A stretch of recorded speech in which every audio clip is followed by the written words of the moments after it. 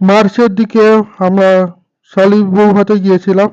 সেখানে দেখো কত তত্ত্ব নিয়ে এসেছিলাম। আমরা বৌভাত খেতে গিয়েছিলাম বড় কাছারিতে। আমরা শালির সাথে কথা বলছিলাম। আমরা সোজা বাইরে চলে এলাম ফুচকা খেতে। দেখো মেজো শালি কি সুন্দর ফুচকা খাচ্ছে। টক জল খেতে গিয়ে আমার বউ চোখ মেরে দিল। এই হচ্ছে মেজো পিসি ফুচকা খাচ্ছে। ফুচকাটা দারুণ ছিল। তবে এখানকার ফুচকাটা একটু আলাদা ধরনের।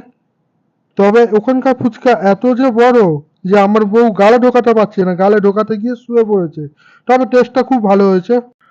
আমরা তাড়াতাড়ি এবার খেতে বসে গেলাম।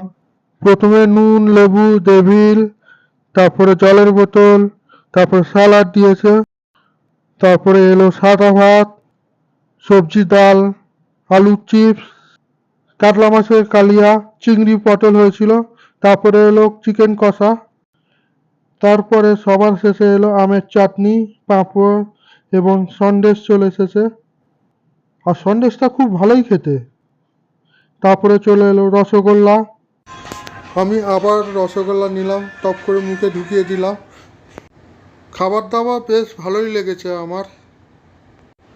সবার শেষে আইসক্রিম এলো।